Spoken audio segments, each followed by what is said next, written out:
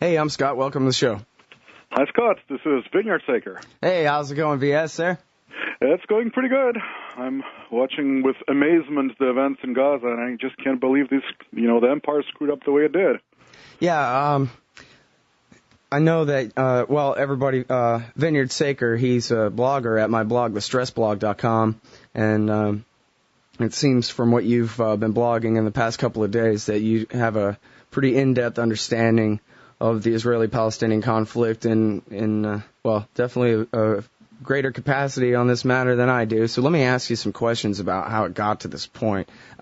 Okay. Do I remember right that George Bush and the Israelis had a policy that the Israelis did not have to make peace with the Fatah leadership until they were democratically elected? They had to have an election. They forced the election.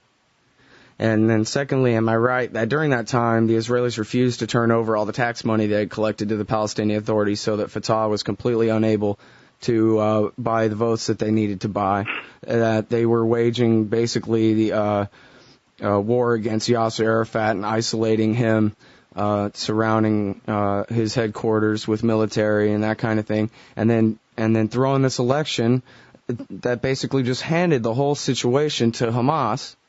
And then they decided that, we don't care if you're democratically elected or not. If you're Hamas, then we can't have peace with you either. Is this stupidity, or is this a little piece of a longer-term strategy, or what the hell is going on over there? Well, it's hard to tell, but my best guess is that this is actually, that's stupidity. I don't think this is a well-thought-through plan at all. And the takeover in Gaza is just another proof of that. I mean, it's a huge intelligence foobar. I'm amazed that more people didn't seize on that, everybody seemed to be very surprised by what happened. Right. If you look, intelligence goes through three main phases. One is acquisition, that is getting the intelligence itself, the info. You can use drones, intercepts, agents on the ground, recon units, whatever. The second phase is called analysis, where you make sense of the info, you make predictions and recommendations. The third is acceptance. The getting the national authorities to listen and act. Well, if you look at that case, in Gaza, it's 130 square miles only. It's really small. It's completely surrounded by the Israelis. There's no way the acquisition did not work out. And, they couldn't target and monitor what was going on. So either it's analysis, and they're just wrong in the way they understood the events, or it's acceptance, and they're not making their case. Either way, it's a phenomenal screw-up. I mean, they're just stupid the way they let that happen, because now Israel is in a horrible position. Well, and they're telling the New York Times that, we decided to let this happen, right? No, that's crap. I mean, that's just no way. Think about this, just a very simple thing. What are the options for Israel now? Wait, let me stop you. Okay. What about all that I said about how the election was thrown and how it basically handed the whole thing to Hamas? I mean, was that a semi-accurate description of the lead-up to this? No, it was actually pretty accurate, except for the real sanctions and the holding on taxes really happened after the election, as far as I remember. But yeah, they really demanded elections, and they got Hamas, in power there.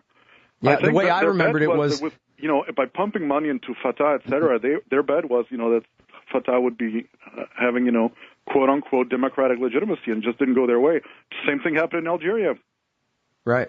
Now, Lieberman, Joe Lieberman, the senator from Connecticut, of course, on Face the Nation Sunday, said in part of his accusation against Iran that Iran backs our enemies Hamas against our allies Fatah.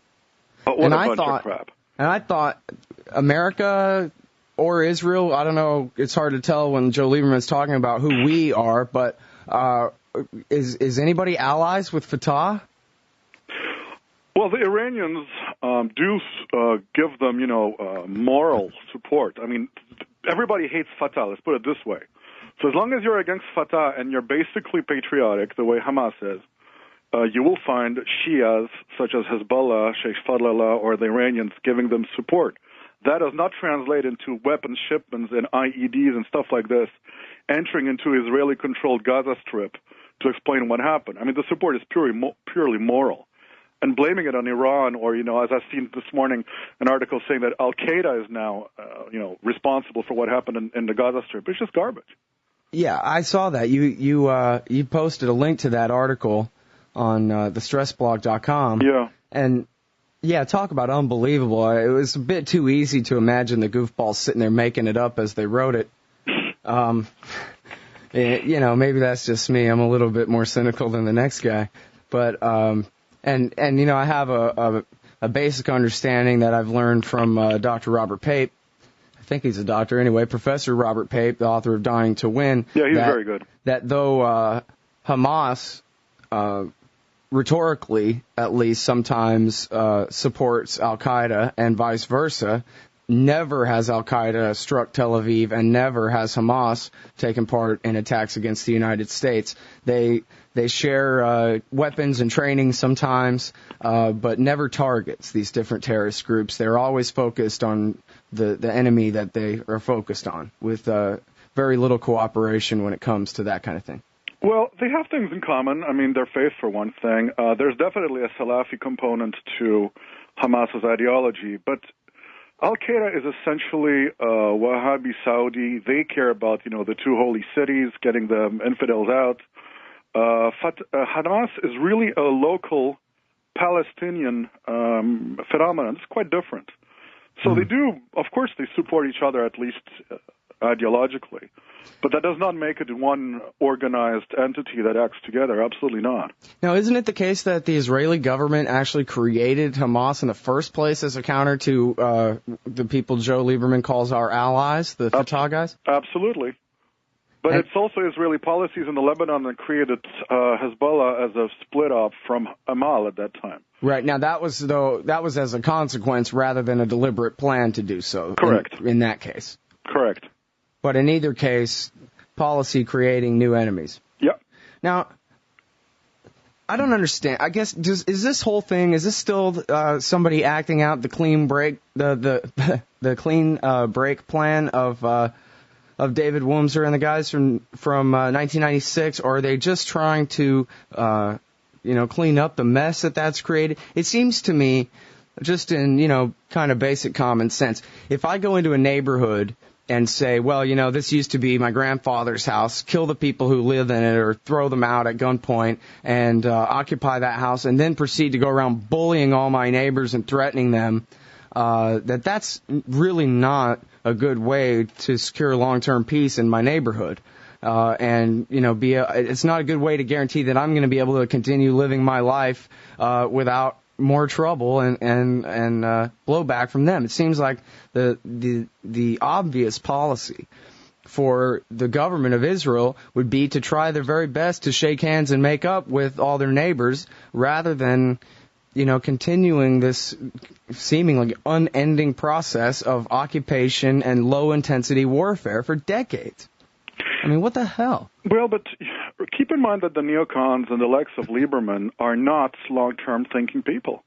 I mean, they're driven by ideology, and it used to work in the past. I remember once Robert Fisk wrote in an article that when the Israelis crossed the border into Lebanon, the Palestinians jumped in their cars and ran away from the combat, and now it's the opposite. When the Israelis cross the border, the Arabs in Beirut jump in their cars and drive south to fight the Israelis.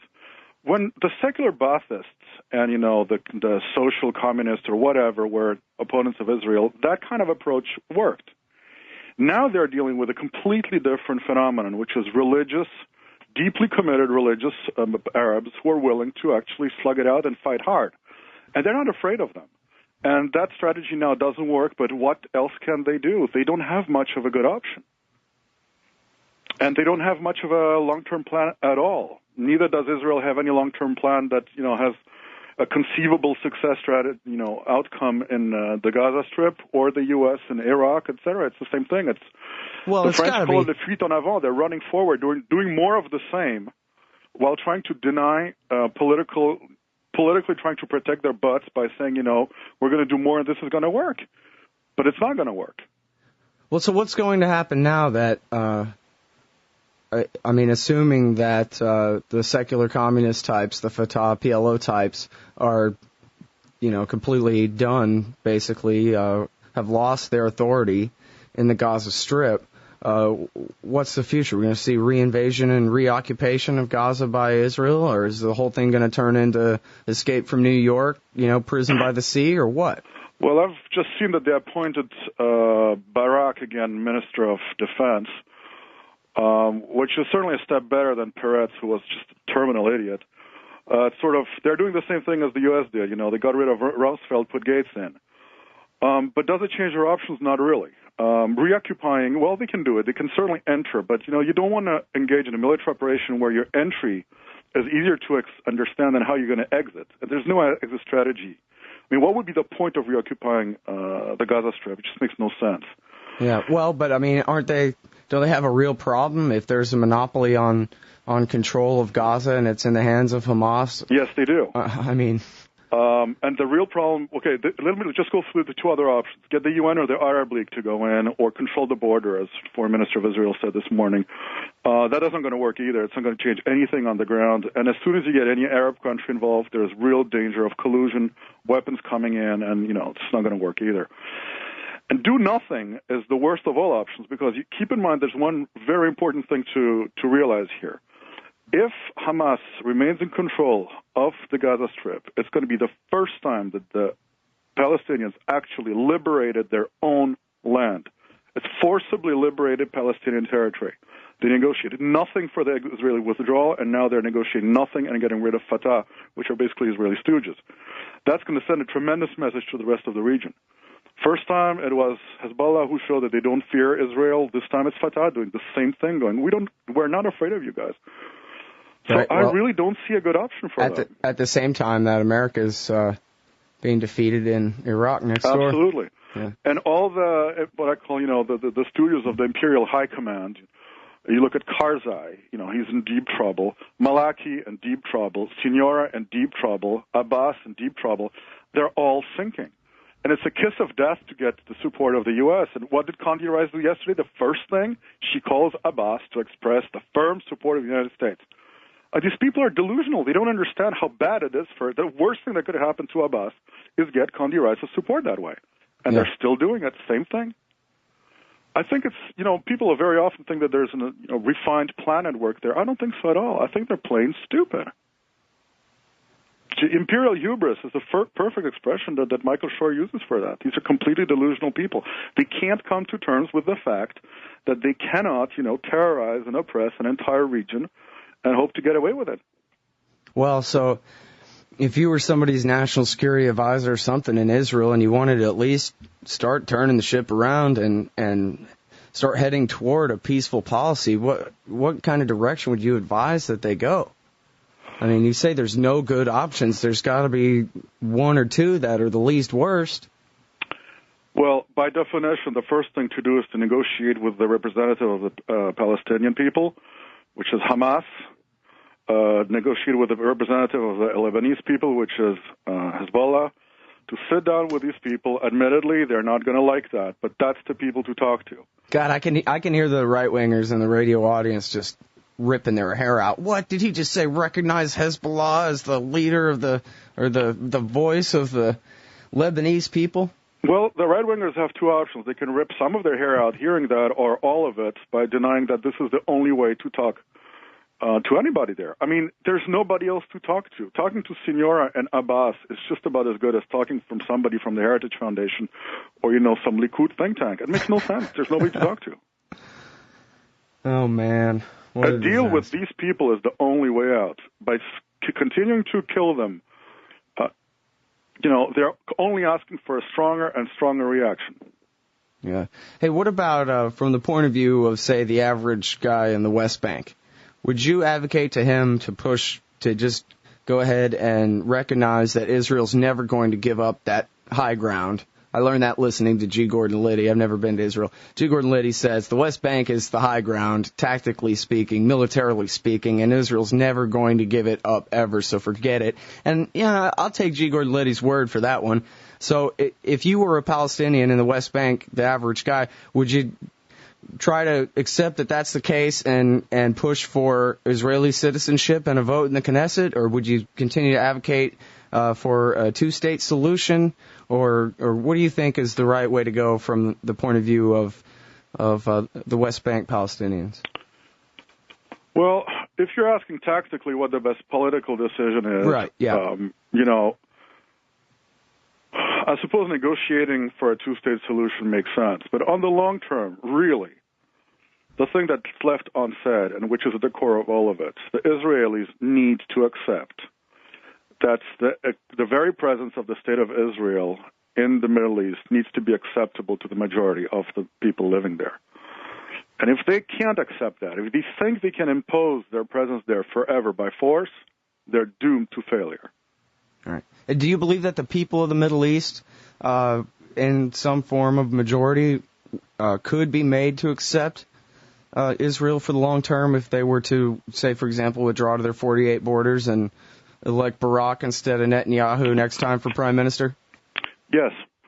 And the reason for that is that I think the people in the Middle East recognize, often better than most people outside the region, that the Israeli government is not the Israeli people. And to fight the Israeli government and the Israeli ideology of Zionism is one thing, but to take the entire Jewish population of the Middle East and force them, to fight for their lives and give them no solution is also a non-feasible outcome. I mean, if that's why Ahmadinejad said, we got to get rid of the regime in Israel, not get Israel off the map. I mean, even his audience is quite aware of that. These are two different propositions. And, throwing them all into the water is not something that they're going to achieve either. It's just not doable. So it would take both sides to accept that certain things are just not going to happen.